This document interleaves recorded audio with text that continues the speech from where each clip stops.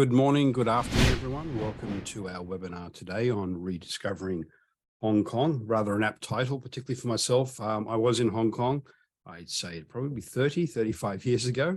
So it's, yes, Linda, you're correct in your reaction there. It's probably a completely different place than it was then, for obvious reasons.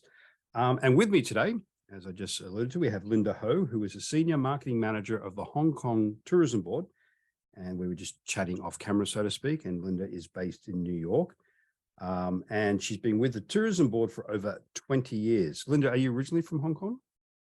Yes, I was born and raised in Hong Kong. And I come here quite a long time ago. Well, there you go. So we have a true local with us, everyone, today. Yes.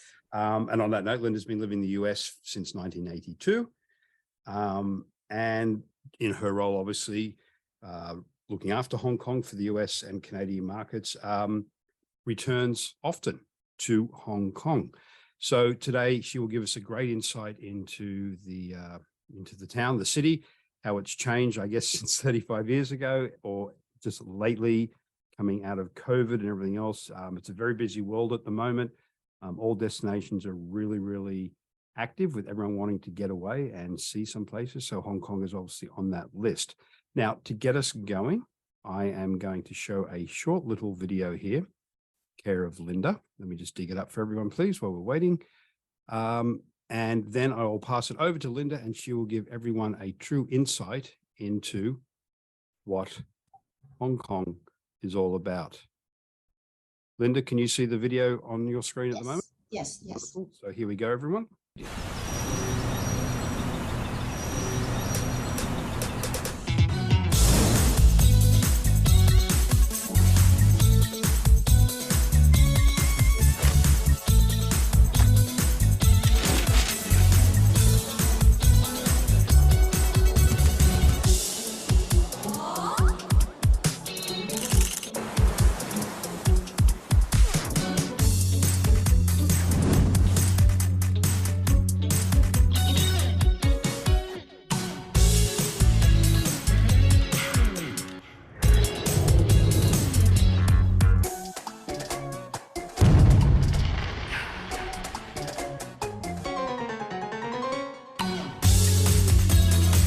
Hong Kong is ready to welcome you all again. It's time for all of us to say, hello, Hong Kong.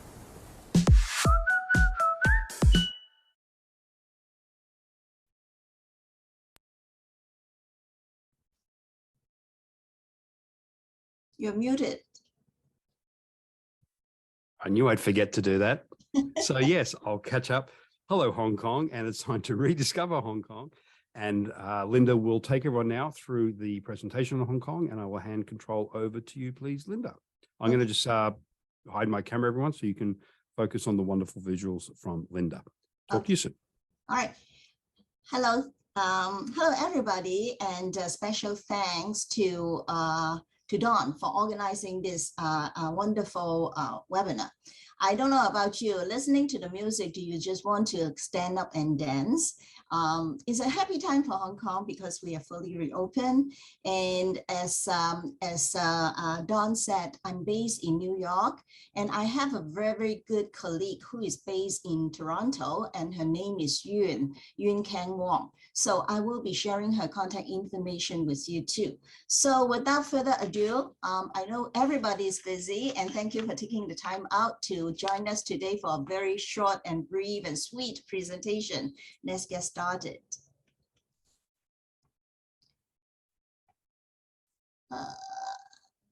See, how can I get out of this screen? Hold on.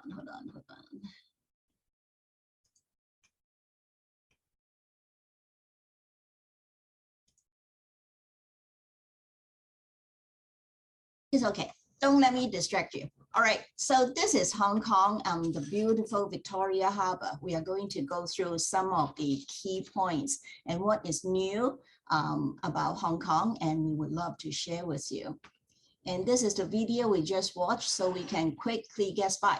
So as I mentioned, Hong Kong is totally reopened, and I was back in Hong Kong actually last month, and everything is back to normal. There's absolutely no restriction for the visitors, and you can still go to different restaurants, do your shopping, do the sightseeings. And what I love to do is really going to the outdoor the island. I went to Sai Kung for staying at a resort hotel and spend a day over there. Weather is working very well, and the scenery is really a fresh air that we can experience once more. So in order to welcome the visitors to Hong Kong, we offer them a goodie, a Hong Kong goodie. Is 100 Hong Kong dollars value of voucher. You can do it. You can buy a drink. You can buy some small gift or cosmetics, or even go shopping or go to the restaurant. So you can redeem the voucher and then you can enjoy your goodie. The one thing I use, I'm a very practical person. I use the voucher to buy a AEL ticket from Kowloon back to the airport. I think it's totally worth it. So it's just some idea. How to redeem it when you arrive into Hong Kong. You go to our visitors information counter just when you get off the plane, when you after you go through the custom and the immigration, you will walk out and you see the Hong Kong Tourism Board information counter. And then you can just go there and register with your passport. And then they will give you a QR code, and then you scan it on your phone, and then you are able to see different kind of gifts available for you. My screen is frozen. Okay, so this is how you gone through the whole procedure. So there are 3 areas that you can get these gifts. One is the Hong Kong International Airport at the arrival center, and the other one is the Kowloon train station, the high-speed rail station in West Kowloon, and the last one is the Star Ferry Concourse in the Tsim Sha Tsui area. Linda, Linda, do you want me to bring up the presentation here for you, or have you got control again? I'm okay. Can you see? Does it advance? Oh, there we go. You're all good. Right. You're all good. Yeah, it's just for a moment. It was frozen, so it's okay. Thank you, Don. All right. So how are we going to Hong Kong? What is the flight situation?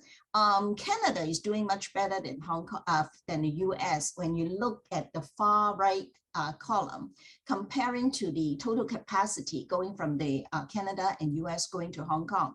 So for US right now in June, we are only at 30% capacity comparing to the total in 2019.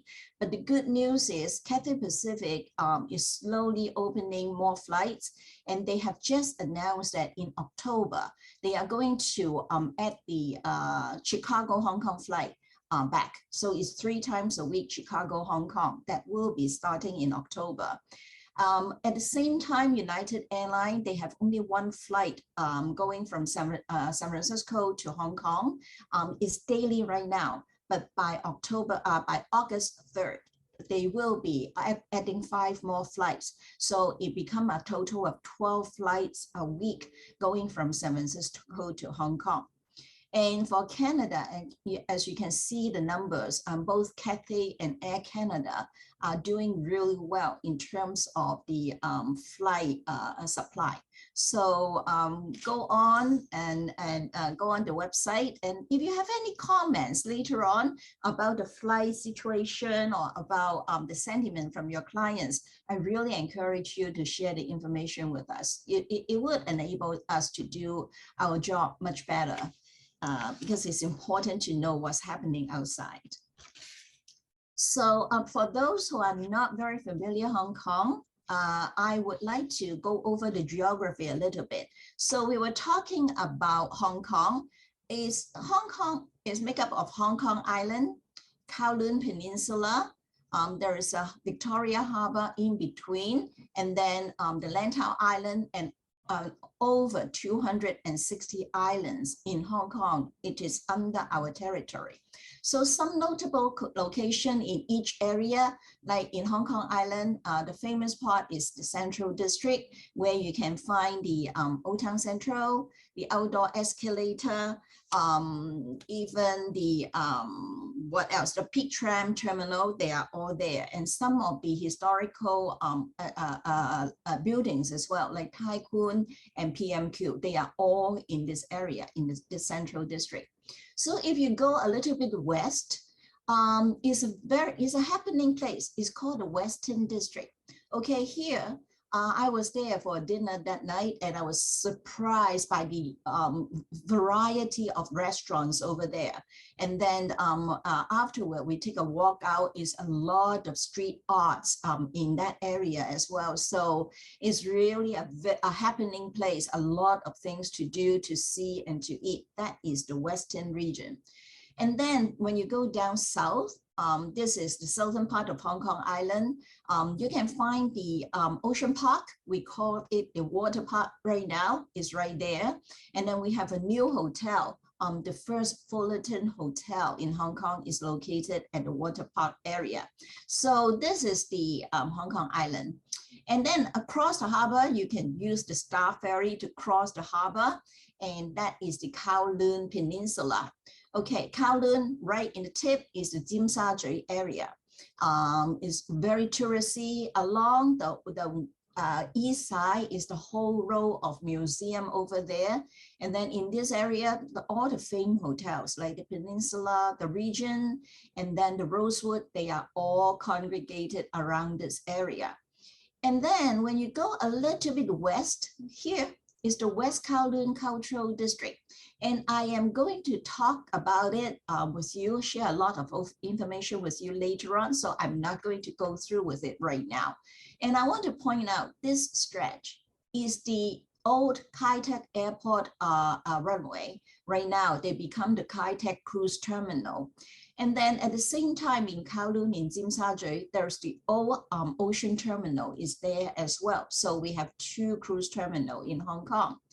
And you see all this area behind in the northern part, we call them the new territory. And in the US or in Canada, we call them the suburb. Even though it looks like it's a far away, but it's a lot of transportation, public transportation can take you from one point to another point. So I will also share those information with you later. We talked about the islands. The islands are very important part of Hong Kong. Lantau Island is among the largest one. And then this is the new Hong Kong International Airport is right here on the on the Lantau Island. And then there is a cable car going up to the Giant Buddha is also right here. And what else? Like the Tai O, the fishing village, and things like that is on this island. And then we have different islands all over the place as well. So, so Hong Kong is not a concrete jungle. Actually, it's a lot of outdoor activities available. So this is the map for the public transportation. So you can see all these colored lines, they are different lines of the subway. So connecting dot 1 to dot B. I would say because it's so well connected from point A to point B, usually you will get there within 40 minutes. And then the subway is clean, it's super efficient, it's fast, it's well connected. So I'm very proud of that system in Hong Kong, especially when I live in New York. I don't want to even compare the New York City subway with the one in Hong Kong. And then other than the subway, we have train, we have tram. The tram is only running, that is the electric trolley going from Hong Kong Island, only on Hong Kong Island, from the west to the east. And we call them ding ding because that is the sound they make, right? And then I love to do that. If you have time, if you're not rushing, take a morning or take any time of the day, go upstairs, sit in the front seat, and then you can see the people living their life right in front of you.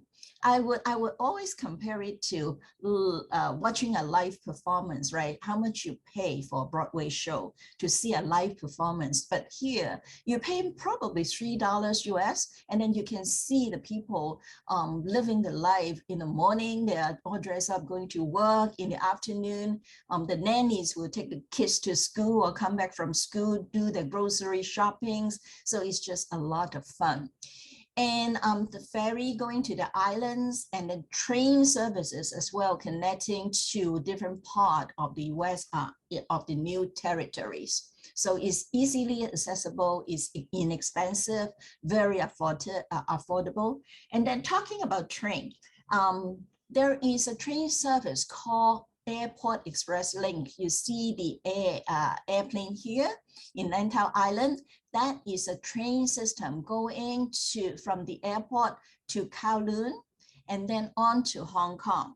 So it takes, if you're going to Hong Kong, it takes about 30 minutes. Going to the Kowloon station, it takes about 25 minutes. So it's, again, super efficient. Okay, for those who have been to Hong Kong, I just want to refresh some of the fond memory of the city. This is the most famous, the Peak Tram, going up to the Victoria Peak. One thing about it is it's the new 6th generation, because it's a lot of renovation upgrade. The difference of this new version is that the room, the car itself is wider, bigger, and then they have the open window. So you can see kind of like a 270-degree view from top to on both sides. So it's quite a good experience. And then the peak, the Victoria Peak, that is the focal point. You can go up there and get the panoramic view of Hong Kong. And if you go there, spend an hour, there is a walking trail on the top of a circular walking trail at the top of the peak. So you can see this beautiful city down underneath. But if you go around, you can go to, this is not facing north. And then when you go to the southern part, you can see the South China Sea, and then the outlying islands popping up. And then it's really peaceful and serene as well. So do it, take a walk. My suggestion for you to go up to the peak, well, different time of the day you see different things, but my favorite is going there at sunset. And then when the sun is down, the light is slowly turned on one by one. Imagine you're standing there, close your eye. When you open up your eye, you see all the lights underneath you. It's kind of like millions and millions of diamonds under you. I find it really romantic. This is the Star Ferry. I'm so connected with the Star Ferry because I have to take the Starry to go to school. I live in Kowloon, and then my school is in Hong Kong. So every day I will take the Star Ferry. So whenever I go back to Hong Kong, I will sit at the lower deck and then by the water. And then I let the seawater splash into my face or into my arms. And the saltiness remind me of my younger days, which is long, long time ago. But you know, memory never fade away. But imagine you're sitting there. And also, it's the world's most cost-effective and most, how should I say, valuable cruising experience, because you only have to pay $2.50 for that 10 minutes experience on the Star Ferry. Now, from the sea to the air, this is the Longping 360 cable car. And it started off in Dong Chong in Lantau Island. And it passed through the South China Sea and then passed through the airport. So you can see the plane take off and touch down. And then slowly they go up the Lantau Plateau. So it's a piece of green land with trees and things like that. It's hilly area. And slowly when you look up, you see the giant Buddha sitting there, holding out the hand to welcome you. That is quite an experience, and I find it extremely spiritual. If I go to Lantau Island, I like to go there in the morning because it's the freshness, it's the smell of the pine tree and the dews on the leaves and everything. It's just a very, very good feeling to be there at that moment. Now it's time to come for food. Well, Hong Kong is very lucky. We have the duality of culinary experience. Like you can go to all these Michelin star restaurants, international cuisines, you name it, we got it. But then for me, Hong Kong is home. So I like to do something local. These are called Dai Pai Dong. They are food stores on the street. And the food, don't underestimate it. The food is so delicious and tasty. And then on the right-hand side, of course, everybody recognize these are dim sum. So I always ask people, do you know what dim sum is? Okay, you can interpret it as hors d'oeuvres, finger food, and everything else that you want to think of it is a bao, a bun, or whatever. But actually, dim sum is made up of two Cantonese words. Dim, D-I-M, dim, means touch. Sum, S-U-M, sum, is your heart. So dim sum means the food that touches your heart. So next time when you eat dim sum, okay, think of it. And then it goes to your heart first before it goes to your stomach. Bless you. All right, every night at 8 o'clock, we still have the Symphony of Light. It used to be on the Guinness Book of Record, being the world's largest light and music show. On both sides of the harbor, you're able to enjoy it, rain or shine, they will have it. So when you go to Hong Kong at 8 o'clock, take a look at it and immerse yourself into the music and the light. Hong Kong has been doing quite a lot of revitalization using our old buildings, with writing on the historical value of these buildings and the history of them. So on your left-hand side is called PMQ. PMQ is the police married quarter, is the housing apartment for the married police long time ago. As you can see, each unit is very small. It's a small unit, but now they don't live there anymore. They have other housing apartment for the upgraded housing apartment for the policemen. So they use this building as an art hub. So to encourage and to incentivize for the younger people, who are interested in art or handicrafts and things like that, to take up space, to have a shop over there so they can share the skill and people can go and shop over there. So that is called PMQ. It's in the Central District. And on the right-hand side is Tai Kwun. Tai Kwun is the big house. Okay, it's really the big house because it was made up of a magistrate, a prison, and a police station. Not in that right order, right? It's the police station, it's the magistrate, and the police and the prison. But now it become a performance center and with a lot of restaurant. But you can still go to go behind the bar to go to the bar to have your cocktail over there. I love it over there. It's so much fun, and the architecture outside and inside, they are both stunning. All right, Temple Street Night Market comes alive at night. It opened after 6 o'clock. It's in Kowloon side in the Jordan area. So this is where you can see the vibrant neon lights in Hong Kong. This is kind of like a lost art. A lot of people now are using LED screens. They don't have this kind of neon lights. So this is really a place for you to go and take a look and get yourself into the past with all these beautiful architectures. And then also they have booth for shopping. Practice your art of doing bargaining to get the best stuff back home as a souvenir. Okay, I love photography. I'm not a good photographer, but I love, love, love photography. So I would encourage you, just like me, take your cell phone over there and take picture with your heart out. And every corner you will see beautiful location, colorful architectures and structures that you can take them, show them on your social media, just brag about how good your pictures are. So what's new in Hong Kong? I think the most significant is really the West Kowloon Cultural District development. Over there, we have built two new museums.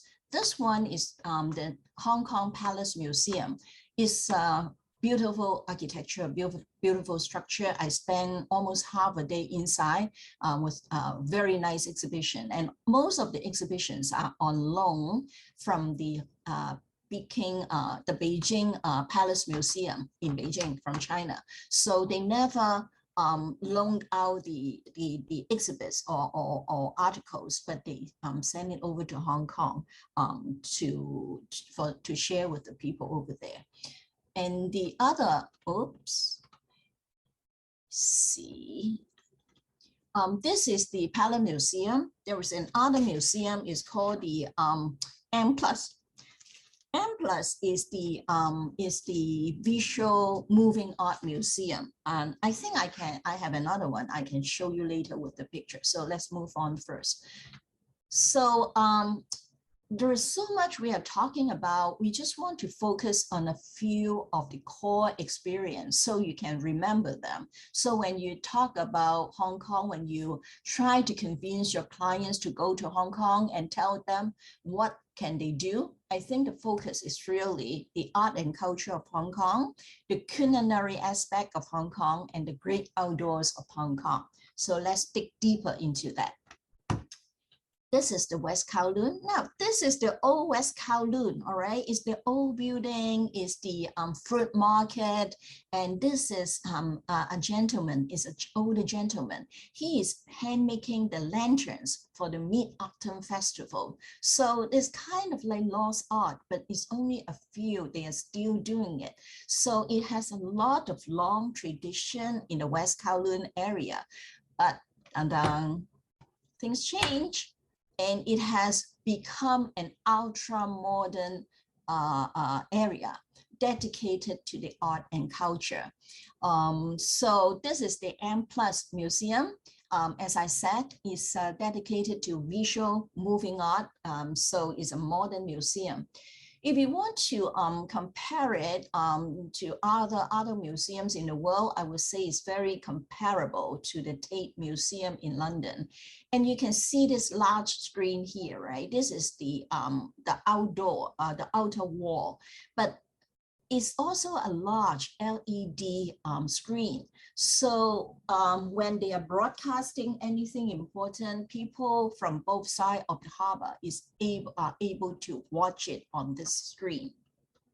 And the two of them, actually, the M+ and the Hong Kong Palace Museum is only like 10 minutes walking distance away. They are very close by, so you can hit two museums in one day.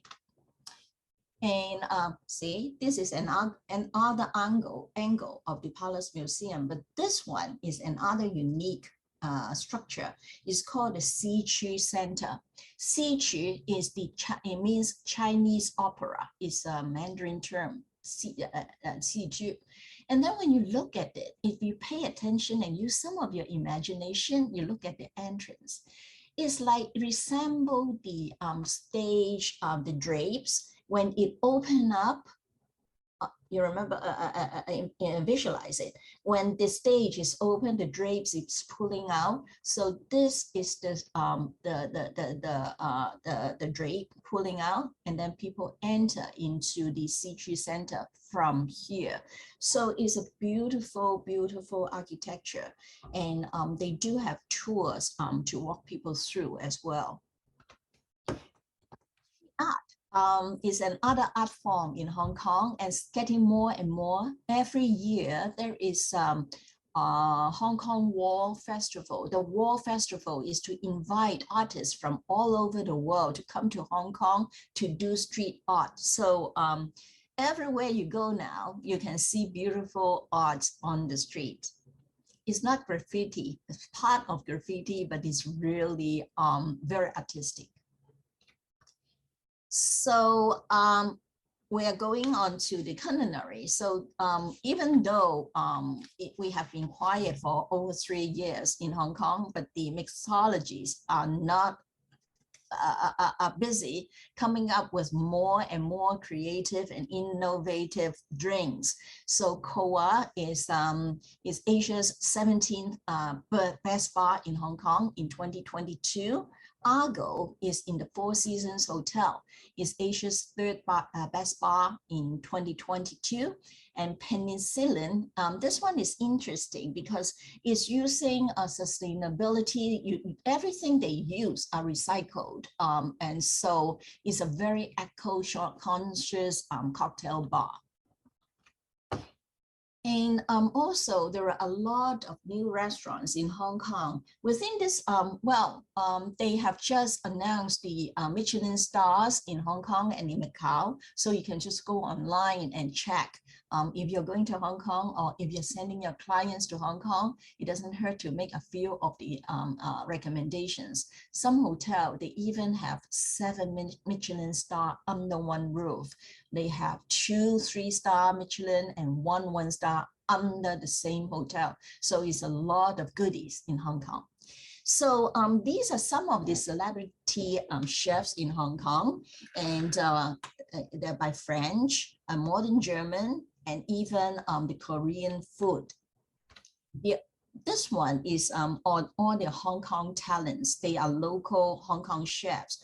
But when you look at the food, the way they structure artistically is as good as anybody. So really put food into your itinerary as a main event. So now we are going to the great outdoors of Hong Kong. Why do I pick this picture? The reason is I want to show you how close it is, the city from the outdoor. You can just literally walk down to the city. You can overlook the city from here. So within an hour's distance, you can go to a lot of the outdoor area. Either within the city itself, it has a lot of park, a lot of hiking trails in the city in Hong Kong Island or in Kowloon, or you can take a ferry to the islands.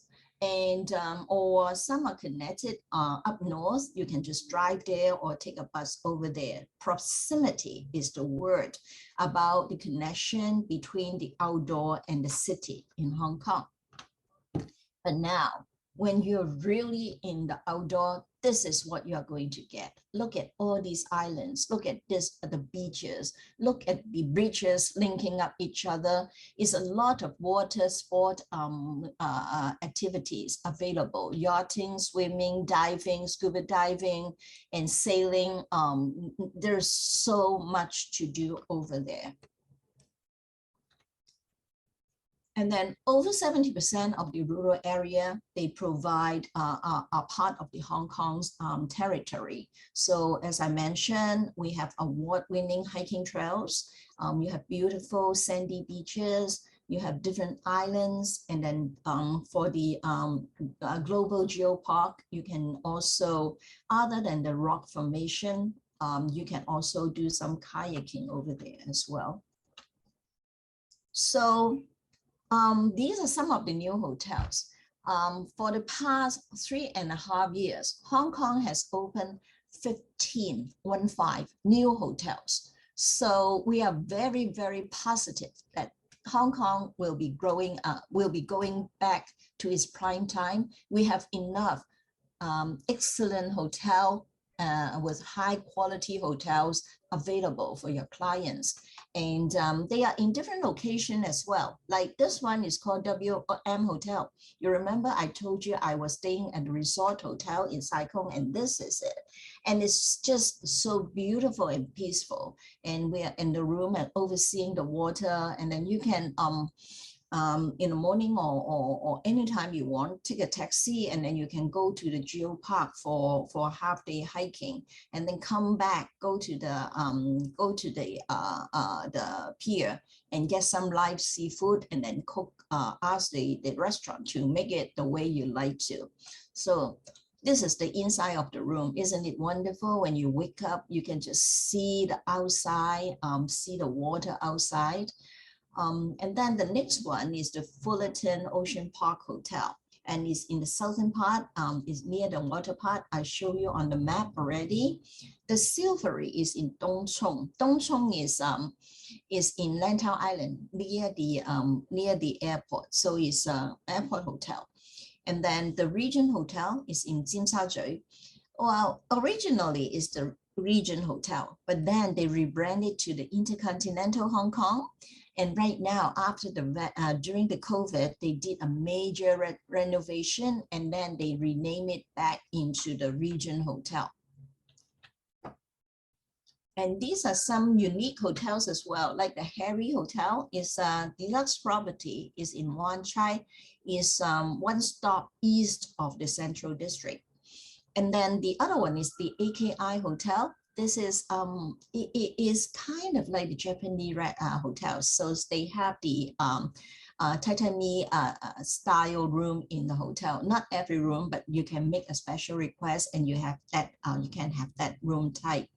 And then Hotel 1933, 1936 is a pre-war historical building and is in Mongkok.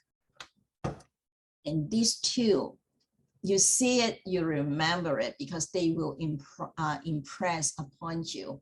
On the left is the Rosewood Hong Kong. It's right on the harbor across from the Peninsula Hotel next to the Regent Hotel. And then on the right is the St. Regis Hotel. It's in Wan Chai. It's also one stop east of the Central District, but it's close to the convention center. And I stay here and I have to tell you the experience, because it doesn't have the harbor view, right? You would think that, oh, this is disadvantage. But what you get is more stunning than the harbor view. So one morning I woke up, it's like a 270-degree window, floor to ceiling window. So I'm sleeping, woke up. When I open my eye, I look up, I am surrounded by all these high-rise office buildings. It's quite an experience that I've never experienced it, because you are in the middle of all these high-rise meetings, but you're sleeping in your bed. All right, these are some of the new experiences in Hong Kong. Of course, the two new museums, and then the Peak Tram. And this one is the Central Market. It's in the Central District. It used to be a wet market, but right now they transform it into a food court, and they have small shops resembling the older times, like the shops in the 50s and 60s. So you can still see the old television set over there. The sewing machines are there, and then they have the buckles containing like soft drinks and things like that. So it's a place for you to walk back to some of the history, and it's fun. Okay, I'm not going to go through the Peak Tram again because we covered it already. And then Hong Kong does have a Disneyland, and then they have added some 3D projection shows on the new Castle of Magic Dreams at night. And then the Water World Ocean Park is also a lot of water activities for the family, for the children, and it looks like fun. All right, this is where you can get the information. Go to our discoverhongkong.com. This is a consumer site, so you can know what is happening. You can get the event calendar here, what's new, like special requirements or something, or you can hit the explore. Then you can see what can you find, or what do you want to do, and then the planning and different deals as well. And then these are some of the tools that can enable you to learn more about Hong Kong.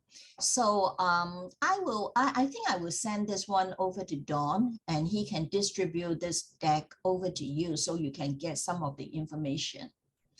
Yep, that'll be good. That's it. Thank you very much, Linda. Yeah. You want to just put your camera back on so we can see your smiling face? Mm. Everyone out there, if you have any questions, please throw them up in our chat box or question box. But just to round some things off here, in partnership with the Hong Kong Tourism Board, Goway is incentivizing all our travel professionals out there. And any booking with a minimum of 3 nights in Hong Kong will earn you $25 US or Canadian, depending on where you are from, on your Goway Rewards Pro card. So all bookings must be made between 1st of July up until the 31st of October, and it qualifies for any travel in 2023 or 2024. So again, any booking made to Hong Kong for 3 nights or more between July 1 and October 31, you will earn 25 US or Canadian dollars on your Goway Pro Rewards card. So that's a pretty good kick in the bum to get people looking at Hong Kong and booking away. I'm just watching any questions we may have. None have come up just yet. So, Linda, getting to Hong Kong, you went through the flights getting down there. It is a long haul from North America, but like we say when people are traveling to Australia, it's just a couple of glasses of wine, a movie, and there you go. You are there. Getting around Hong Kong, if someone wanted to do it independently, public transport, you did mention public transport is quite comprehensive. Mhm. Are all the signs, I know this might be a very sort of newbie question, but hey, why not? Is all the signage in English and I guess Mandarin? Would that be correct? Yes, Hong Kong is still bilingual, so it's Okay. English and Chinese, and all the road signs are bilingual as well. You mentioned Okay. about public transportation. There is a card, like a debit card, it's called Octopus card. When Okay. you go to Hong Kong, get that, buy whatever value you like. I will start off with 100 Hong Kong dollars. You can use it on the subway and all the transportation, or even when you go to the grocery store, you can still use it. So when you finish up, you can just replenish. So it's very, very convenient. You don't have to worry about getting all the changes or carrying all those changes Sure. as well. Yeah. The Okay. And on that, Octopus. sorry, on that note, the currency you mentioned is Hong Kong dollars. So I guess any globetrotter down there can use their credit card. Yes. Is US cash accepted, or is it preferably Hong Kong mostly dollars and no, then no, credit it's cards? Hong Kong dollars. And Okay. of course, you can use your credit card. And the other easiest way is really use the ATM machine. Right. Okay. Mhm. And again, I assume that any instructions on the ATM are also bilingual, English, Mandarin, and Mhm. otherwise. Okay. Yeah. Wonderful. Not that we get off question this a lot, but just general security and safety in Hong Kong. Like when I was there so many years ago, I felt perfectly at home. I assume that hasn't changed at all. It's still a friendly, welcoming, safe area to be traveling around. Hong Kong is relatively safe, and I'm lucky that there's really no major crimes in Hong Kong. But of course, when you go to the night market, when you go to the street market, just be mindful of the Of petty course. theft and things like that. Like Yeah. everywhere, you have to be mindful of that. But overall, safety is very, very well taken care of. Wonderful. Yeah. And again, that's, as you say, that's general advice or any destinations goes to, if you're going into markets or crowd situations, the usual thing you have to be worried about is Mhm. petty theft, pickpocketing and whatnot. Okay. I'm not seeing any other questions pop up.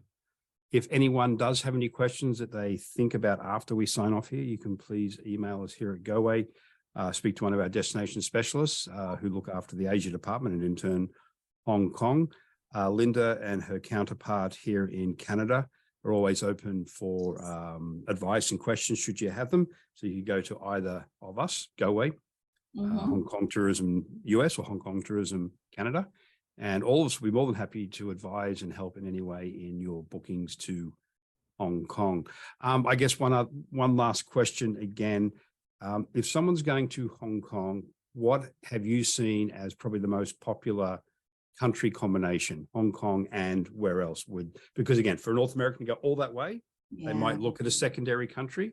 Yes. What's the easiest and or most popular combination in your view? Hong Kong actually is really the hub, right? And when you're going to Hong Kong on Cathay Pacific, you have to stop in Hong Kong. So Right. you can jump on to any other destination. In the past, Hong Kong and China is very popular. And then Hong Kong and Thailand, Hong Yep. Kong and Bali, or even Hong Kong and Vietnam. These are very, very, and Macau. Don't forget about Macau, because there are Of so course. many ways to go between Hong Kong and Macau by ferry or by bus. We can go there. So Okay. we have a lot of combination. And on the Goway website, you do have a lot of Hong Kong Yes, we do.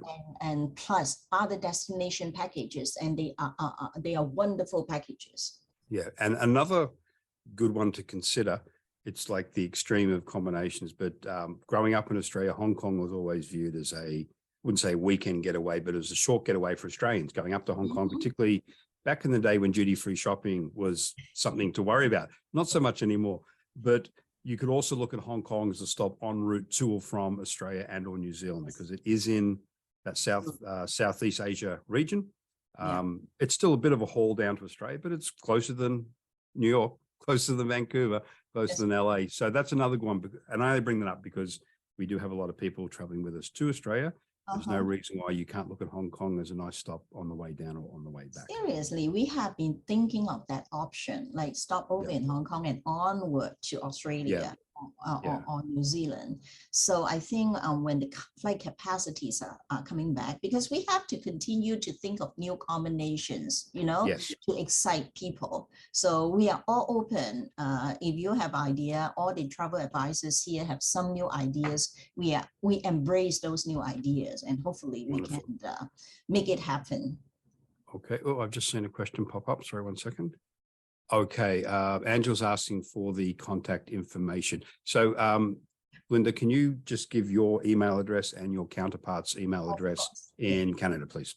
Yeah, I should have included in the plan. So it's my name, Linda, linda.ho@hktb.com. All right, my counterpart in Toronto is Yun, so it's yk.wong, W-O-N-G, @hktb.com.